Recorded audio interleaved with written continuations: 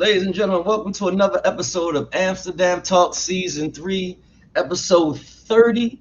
Tonight, I am here with, well-renowned author, Miss Frances Jones, and we're going to talk about overcoming infertility. So how you doing, Miss Jones? I'm wonderful. How are you doing today?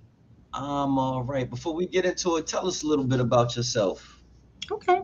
Well, I came from very humble beginnings. My parents were sharecroppers, and some people don't know what that is. So, in case your audience does not know what a sharecropper is, my mom and dad they were farmers, and they had crops on land that they didn't own. So they didn't own the land, but they actually were sharing the profits from whatever they harvested. And so they didn't make a much of a living doing that. But I was taught the value of family and the value of love. I was taught that it wasn't about how much you had, Hmm. but how much you shared. And so those upbringings brought me closer to wanting to be able to have a family because I saw my mom and dad showing so much love to us. And it didn't matter about how much money they had. And I wanted to have that. So I ended up being the first person in my family to go to state and graduate from college. And I ended up receiving two master's degrees, one in accounting and then the other one in educational leadership, student personnel. Going from not having a family of surplus to being able to change my future and the future of my family. So I have done several things. I changed from being an accountant to getting into IT, and then Hmm. finally tapping into what I believe was my life purpose is just helping others to come through situations where they've had extreme challenges, regardless of what those challenges were, to be able to look at life differently and not you look at those challenges as a hindrance, but looking at those challenges as a way to propel to what you really supposed to do in your life. So what brought me to that was not my inability to have children coming from a large family, wanted to have a large family, but something got in the way. And we'll talk about that story this evening. Okay. So I guess we could say when we can go right into the story, because what made you write the overcoming the emotional stigmas of infertility, tackling the taboo topic of infertility with heart and honesty. Okay, well, what made me write it was that I had these high expectations. Like I said, well, I haven't said, but I came from a very fertile family. My mom, she conceived 10 times. She has sisters that conceived multiple times, 10, 7. All of my sisters had children. All of my nieces have children, all the adult nieces with the exception of one, and she's going to be trying soon. I was the only one. I was the exception, and I couldn't understand that. Why I, who wanted to have children so badly, could not have them.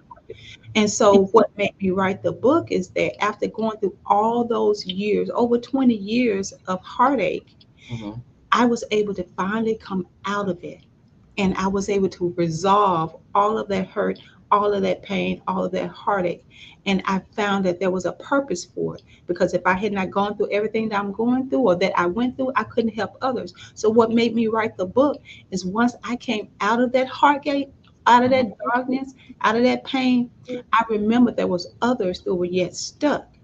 And I had no intention of sharing my story, but I felt that everything that I went through would have been in vain, knowing that others was yet hurting, and I found peace in that situation. So I wrote the book as a reminder to tell others that even though you are going through a dark moment in your life, that does not have to define your life. And that's why I wrote the book. Okay, so you wrote the book, but as you were trying, like, well, I know you since you said you knew you couldn't have it, but you were trying. You were definitely trying to a T to actually conceive children. Yes. Did you go through any other methods? Oh, I went through fertility treatments over a period of years. Had my husband tested because I was thinking, hey, it can't be me. I come from a fertile family, but he was so loving that he went and got checked out, and we went through all the treatments. And I was diagnosed. Let me step back a little bit. When I was in college, I used to have extreme pain during that time of the month, and I didn't understand why. Because coming from the family background that I came from, we didn't talk about that so much. So it was very private and hush hush. So everything I was going through, I thought was normal, and so I was diagnosed a few years later with stage 4 endometriosis, low Mm, egg reserve, and low egg count. And see, all of that combined caused was a playing factor in me not being able to have children. And so when I married my husband, he had full custody of a 4.5-year-old daughter. A year later, we got married. So I'm a full time mom okay. with a daughter who still we share time with the biological mom. And Mhm. then I found out that I couldn't have children. My husband I adopted. But see, some people have the misunderstanding that all you need is children in the house. That's all you want, are Right. children in the house, and you should be happy. But see, what they fail to realize is that adoption and having children in the house is not a band-aid for someone who's going through infertility. Because there's a part of you that yearn deeply to carry life within you. At least that was in my case. And Okay. so having children in the house, even though I love them deeply, did not erase that feeling of wanting to create life within me. So Gotcha. yes, we did try fertility treatments. They didn't work, and the doctor had told me that even if I was able to do IVF, and we were going to try that, and we can talk about that later if you want to. But he said even if I had gone through and was successful in IVF, so to speak, and conceived, there was a Mhm. high chance of miscarriage because I had so much going on. And so people don't really realize that when a person who yearns deeply to carry life or is going through infertility, it's hard.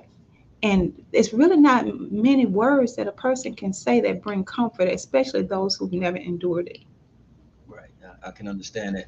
Like you just said, adopting and having a band-aid of actually carrying life, but actually seeing something, I'm guess that you created. Like, adoption is adoption, but at the end of the day, I mean, they're still your children, but you want to see your own DNA, your own chromosomes, your own genetics come through inside the actual life that you carry. But I totally get it. So how did adopting two children, did it affect your shame, hurt, or disappointment in not having your own?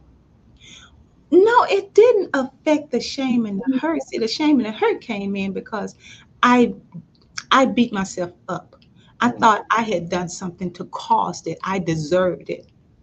I thought that, oh, all my sisters have children, and I'm the only one who doesn't. It must be me. It must be something I've done. Well, how many, And so can I having ask you how many children do your sisters have?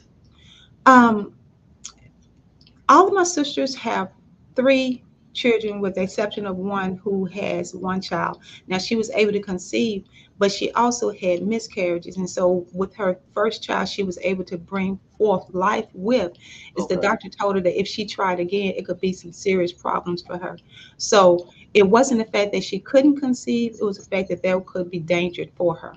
So right. it was the fact that I was never able, not once, to conceive. And so there was shame related to that. And I didn't talk about it. They thought I was fine, but I wasn't. Oh, okay. So you weren't, so like, did you went into this shit? Did you drop into depression or anything like that? No, it was not depression. See, the thing about it, I've always been a jovial person, but I've always been a private person. The thing about it is that it just didn't make sense to me. And there was a scripture that's in First Thessalonians 5:18. It said, "In all things give thanks." And Okay. I could not connect with that scripture because that was one of the worst things in my thoughts that could ever happen to me. How can I be thankful for that? And so I struggled with that, and I struggled within myself because I actually lost myself. Right. I lost the joy that I had, but it wasn't depression. It was I lost Francis. I didn't know, or rather, I forgot, or I didn't get to the point where I was appreciative of the great things that I already had in my life because I was Right. so consumed with that one thing. And it wasn't about, oh, I want to have biological children versus adopted children. It wasn't even so much about that because some people have the misconception that thinking, like I said, that adoption is a band aid. So they'll go to people who are having fertility issues and they say, oh, there's plenty of kids out there, just adopt.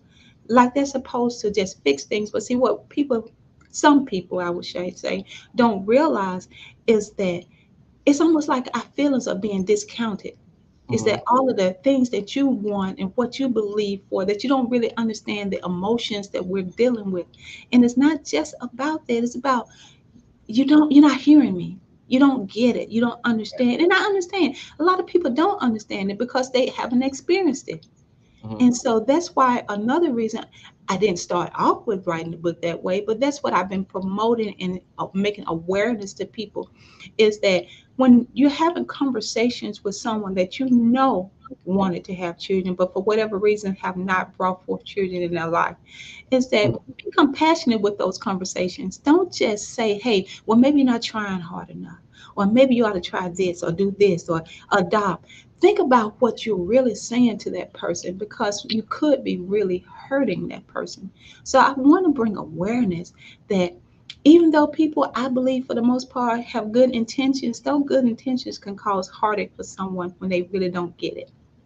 Okay. So did you and your husband ever think about a surrogate? Actually, that was one of the recommendations that the doctor actually made for us, not as so much as a surrogate, but egg donor.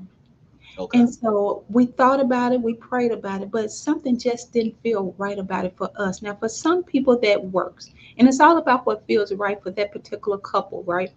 But the fact that I was thinking that someone else would particularly or potentially um, be a part of my family in that sense. And it just didn't feel right to me. You know, if I was going to be able to conceive, it wouldn't have been my eggs. It would have been borrowed eggs, so to speak. And I just didn't want that in my life. I just didn't want that. It just didn't feel right for me and for us. And so we decided against it. Understand. So what don't fertile people understand about those that who can't have children? What don't they understand? Well, what I believe they don't understand is that it's not so much that you're not trying, it's what you're trying. Like for my husband and I, he had to give me injections Mm-hmm. to as part of the fertility treatments. And so there's a lot of pain with that. And then with those of us who choose to do IVF, there's a lot of pain that goes along with that. And to have someone to say, you're not trying enough, or maybe you're not doing the right things when there's a lot of expense that's involved in that. And Right. so it's just such an emotional roller coaster, emotional toil that goes on with that individual. And some people shy away from baby showers. Now, I wasn't one of those type of people because I felt that if I give unto others, then that which I have given will come back to me. And in a sense, it did, but not in the way that I thought it would. So I would show up to baby showers, bring the best gifts as though I was bringing them to, my own child for my own shower. But for others, it's a reminder of what they don't have. And Right. so just people just have to understand that what happens for one individual is not necessarily the same thing that will happen for another. Each individual should be treated differently and thought about differently. But definitely, I would think to ask that person, how Mhm. can I be there for you? Don't assume you know. Don't try to make everything right for that person. That individual needs time to either grieve, to understand, to accept, to hurt, to cry, whatever they need to do, because it's a hard journey. So just understanding the journey, understanding that infertility is a disease. It is a disease, and it doesn't just affect women. One third of men are challenged with infertility too, of infertility couples. So let me use the stats. Um, 1 in 8 couples are diagnosed with infertility, Mhm. depending on the stats. And there are different stats. But let's just say we use the 1 in 8. So one third is related to the woman, one Mhm. third is related to the man, and one third could be the male or female or both. And so understanding what we go through when you're having conversations with us, giving the support that not what you think we need, but asking us, how can you support us?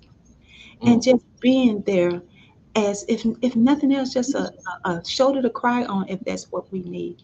But don't come with the mind that you already know what we need. Try to understand us and I what we're going through.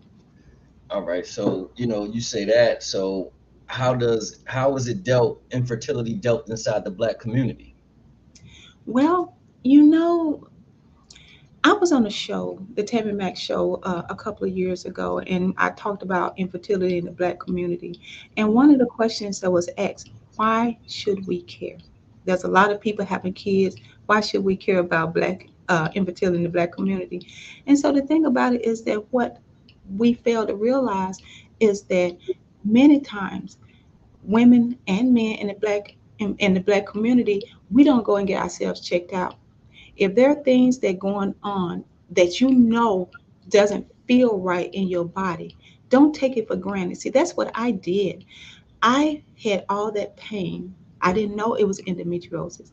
I didn't Hmm. know that I was causing scarring tissues all in my reproductive system because I wasn't going to investigate what was going on. I took it for granted because my mom, she was very fertile. My sisters were very fertile. There's no way in this universe that I wouldn't be. So I took a lot of things for granted. I would say don't take anything for granted, even with your children. I'm Hmm. not saying go and just, hey, let's make sure your kids can have kids. But I'm saying if something doesn't seem right, don't take it for granted. Find out what's going on. And maybe you can stop something in the process before it gets out of hand. That's definitely understood. So what should you never say to couples who are not childless by choice? Okay. So when a person is not childless by choice, and even we can talk about a person who is childless by choice, but I'll go with the first question that you asked, Okay. is that don't ask them when are you going to have kids? Do you want kids? How long are you and your husband going to wait before you have kids? So I had a conversation with my future mother-in-law. My husband and I, we hadn't gotten married yet. And she knew at the time I was 31 years old. And that was odd for a woman of my age to not have had children, even though I had never been married. And so she asked me, do you want children? And I said immediately, yes, I do. But some people will go and ask that question to a married couple. You don't want kids? Don't you like kids? What's going on with you? Why you don't have kids by now? And so, not knowing that that person could very well be giving injections to Hmm. themselves to have children, going through so much pain, physical pain, trying to have children. So, don't ever get to the point where you feel like you can just address a person and say, hey, don't you want kids? Why don't you want kids? Why haven't you had kids by now? What's going on with you? You know, that's, Right. I know they probably mean well, but consider what you're saying before you say it. Right. We got a question from the audience. Did it? How did this affect your marriage? Well, my husband is a real trooper. And so a lot of the things that he did for me.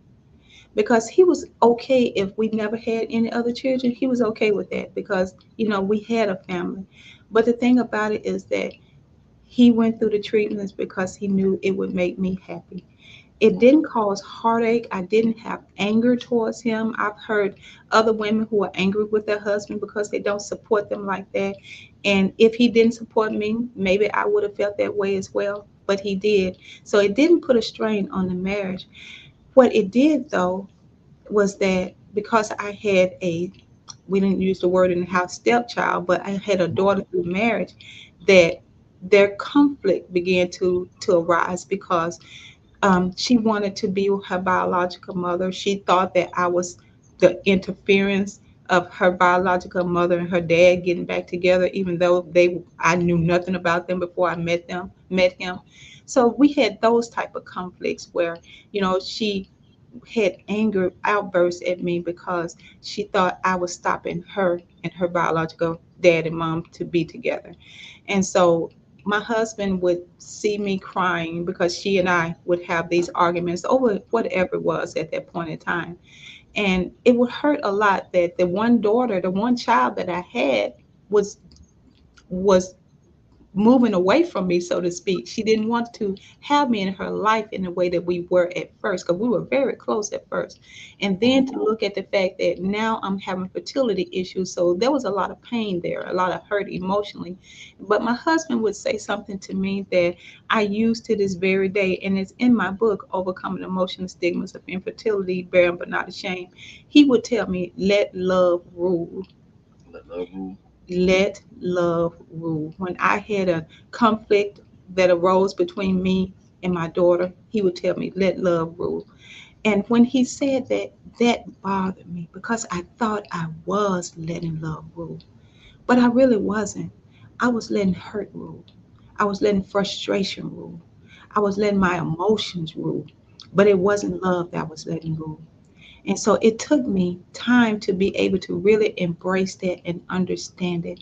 Because what I realized is that my daughter, she just wanted to be with her biological mom. She wanted to have the chance to to experience being with her because she had always been with us. But I Hmm. couldn't understand that. I looked at it as rejection. Okay. And so it's letting love rule means and it doesn't have to be about trying to have children. It could be about anything that's going on in your life. Always let love rule. So to answer the audience question, no, there wasn't conflict between me and my husband. It didn't put a strain on our marriage, but that relationship with my biological, my a stepdaughter, I'm sorry, it did put a strain there. So how was the relationship today? It is much better. She's a mother of her own, Okay. but we still have a ways to go because we went through a lot of challenges to the point where we didn't really talk that much. Mm. But we have gotten to the place where we are very close compared to how we were previously, but we still have healing to do. I understand that. So, what do you wish you knew about coping with infertility more than 20 years ago, more 20, 30 years ago? Well, I didn't understand that there were support groups out there, that I didn't have to go through that alone. I hid everything. See, on the outside, I would smile brightly, and I made everybody think that everything was fine, but it wasn't. I didn't talk about it. So what Hmm. I wish I had done then was trusted people enough with my truth. I Okay. didn't trust people. I didn't think they could understand. Think about it. All my sisters have children. How can they really understand what it means to not be able to conceive? To hear another a baby announcement, knowing that it would never be me. I thought about my family tree, and you mentioned this about genetics, and I thought that there would be no genetic linkage on the family tree. My tree would be barren while everyone else's tree was flourishing. And I Hmm. also didn't understand that it was not me personally that caused it. It was Hmm. just a issue in my reproductive system. My body just wasn't operating as it should. And so if a person has high blood pressure, they don't beat themselves up. If a person has high cholesterol, they don't beat themselves up. But if there's something going on with what a woman thought she was created to do, Hmm. she beats herself up. So I didn't know there were support groups out there that I could share with. I didn't know that I could trust people enough to share my truth. And that's why it meant so much to me to write the book. Because not only is it healing for others, it was healing for me as well. Because all of that I kept hidden, I let out. And when I talk about it, I speak openly Right. because I don't want anyone to go through what I went through, to feel like they don't have an avenue, and this whatever's going on with them is the way life has to be. There was purpose. And I mentioned to you about that scripture in 1 Thessalonians 5 and Hmm. 18 to give thanks. See, if I had not gone through what I went through, I couldn't help people the way I help them today. And so there was purpose.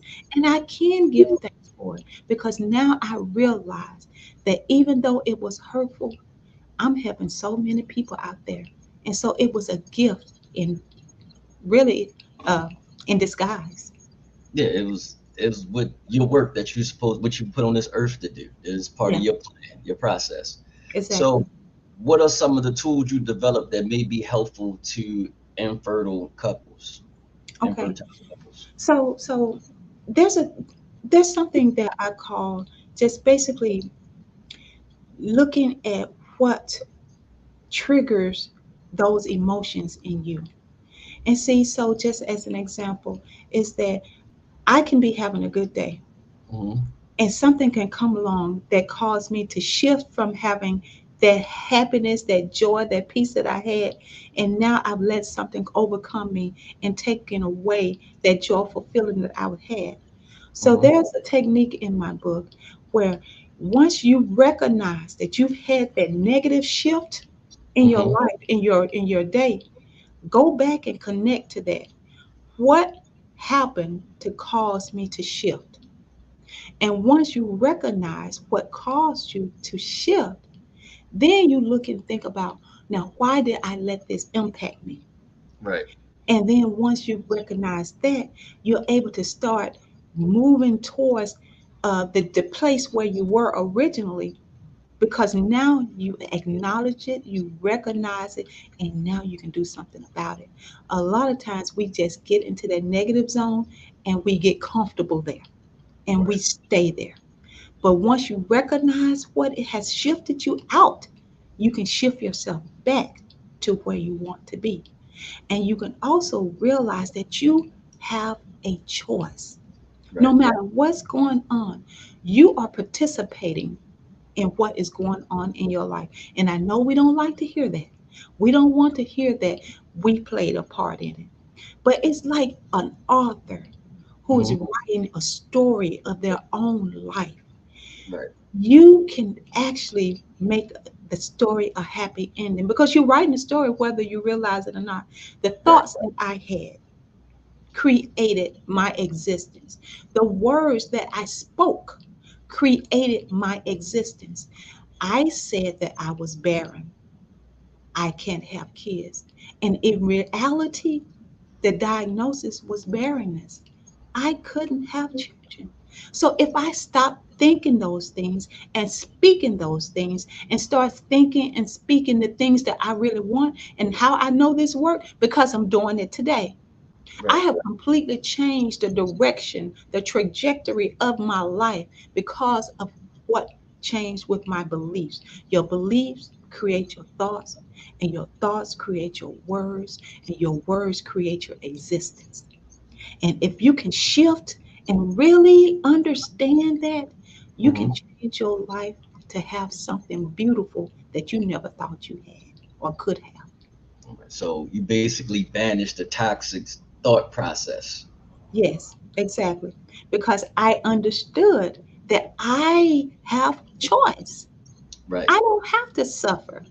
I don't have to hurt. I chose to suffer. I chose to hurt. I did. I chose it. And now I can choose differently. I can choose a different avenue and I can have a different result. And so can you. Right. So before we go, hold on. How long, question, how long did it take for you to get there? That just popped up. It definitely didn't happen overnight. You're talking about at least 15 years that I put myself through that. But I was coming out of it, but didn't realize I was coming out because I had to go back and do a self discovery journey. Hmm. See, I had to go back to Francis as a child and realize what made Francis happy because I had forgotten who Francis was. I was so consumed. So I Hmm. went back and I started thinking about the things that made me happy, the things that made Francis special. And once I had to go through that migration of renewing, Hmm. then I was able to own the truth and realize, like I said previously, it wasn't that I had done wrong. It was just something wasn't operating in my body. So if a person is going through something right now, Hmm. whether it's infertility or any life challenges, go back and realize what is really causing it. Is it an issue in your body that's causing it? And you're taking it as something personal, as who you are with your character and who you are as a person?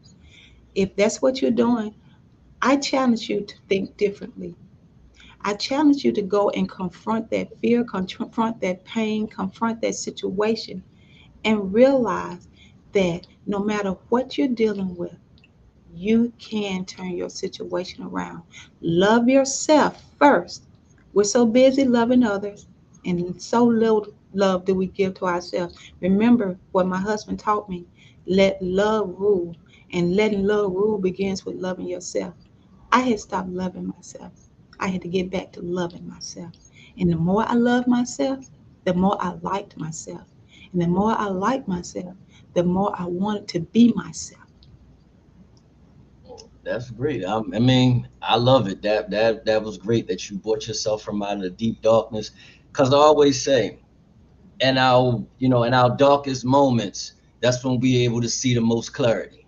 Yeah, Well, I didn't if say you it, choose Joe to. said it, but so that's darkest moments you receive you can see your most clarity. So thank you for coming.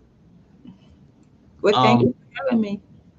right. So before we go, there's a segment on the show that's called "I Be Damned," where we get stories about people who went on dates, and it's really not even a date this time. They're supposed to get married, and something just happened. So I just explain the story, retell the story. Nobody's hurt. Nobody's done anything. It's actually funny sometimes. But this one is uh states my best friends got engaged after the lockdown, after COVID lockdown. Their men chose them forever. I've been dating Freddie for 4 years, during pregnancy and after our babe was born. I asked about marriage. Freddie said, "You don't buy a car without kicking the tires. I'm still test driving." Oh, wow. Oh, wow. Okay, Freddie. Okay, Freddie. That's what he said. So somebody said, yeah, let love rule. They repeated it in there. So, um, thank you for coming. So we have all you. If you're looking for Miss Frances Jones, they can find you where. Okay, so if you are searching for me on the internet, you can go to my website, www.heart, Heart, desires, Desires, coaching, coaching.com. You can also find me on LinkedIn, Francis Jones 1. You can find me on Instagram and Facebook at Heart Desires, and on Twitter, Heart Desires FC. I'm on TikTok as well, Francis Jones. So I'm pretty much everywhere. Because the book is on Amazon, correct? Is it on Amazon as The well? book is on Amazon, and you can purchase it from any online retail stores. You can go to your favorite bookstore and ask them to order it. So yes, but definitely you can get it on Amazon. Overcoming the emotional stigmas of infertility, barren but not ashamed. It's not just about infertility. It's about how you can overcome challenges in your life, no matter what those challenges are. Okay. Well, thank you for coming. I'm glad we could make this happen. You know that I know you had an appointment last week, so I'm glad you were able to make it happen. And I'm pretty sure the listeners actually learned a lot from you today because I learned a lot from you. So just thank you for coming. And you're most welcome. And if anyone wants to email me, they can also email me as well, Francis at heartdesirescoaching.com. If you want to talk, if you have an infertility or any issues that you want to talk about, I'm a coach. I can help you out. Okay. Yes, that's it. This is it. This is the season finale. Somebody just asked me, was it over? Yes, this is it. This is the season finale. I'll probably see you in about 4 to 5 weeks for the beginning of season 4. Can't tell you who's the guest for season 4, but we'll be back. So we closing it out with infertility with Miss Frances Jones. So see you in about 4 weeks. This is the end of Amsterdam season 3. Thank you for coming, Miss Frances. Thank you for having me. All right. So remember, she said, "Let love rule." Yes, love rule. All right. You cut us, producer.